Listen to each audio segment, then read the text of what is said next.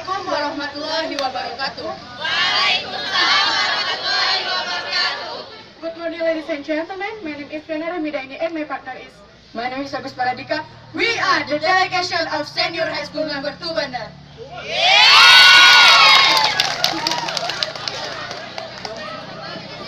Taati peraturan, hormati perbedaan untuk Indonesia yang lebih baik di masa depan. Unity in diversity, justice for all Indonesia. Artinya nggak tahu. Selamat pagi para sahabat sekalian. Seperti yang kita ketahui, hukum adalah kompas kendali dan regulasi perilaku manusia.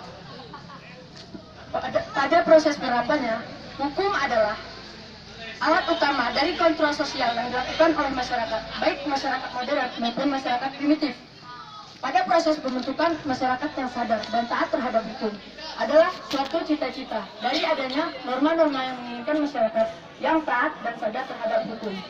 Dengan demikian, sendi-sendi budaya akan berkembang menuju terciptanya suatu sistem yang menghargai satu sama lain. Sadar hukum juga diartikan, di mana suatu kondisi setiap masyarakat sadar dan taat terhadap hukum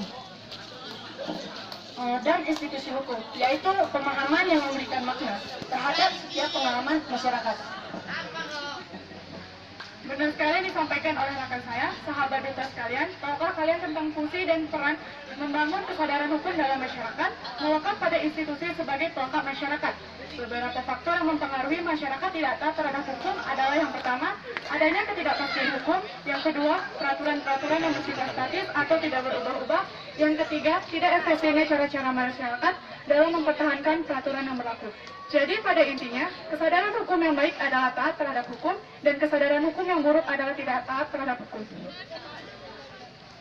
Visi misi jika kami terpilih menjadi Duta Sadar Hukum tahun 2018, kami akan menumbuhkan rasa sadar terhadap para pelajar dan para masyarakat terhadap pentingnya hukum. Karena hukum menunjukkan untuk kedisiplinan setiap masyarakat yang ada di Indonesia. Misi jika kami terpilih menjadi Duta Sadar Hukum 2018 adalah yang pertama, membentuk suatu komunitas sadar hukum, yang kedua membentuk aktivitas khusus untuk memajukan kesadaran hukum dalam masyarakat dan remaja pada saat ini, dan yang ketiga melakukan kegiatan yang mengarahkan masyarakat tentang pemahaman sadar hukum.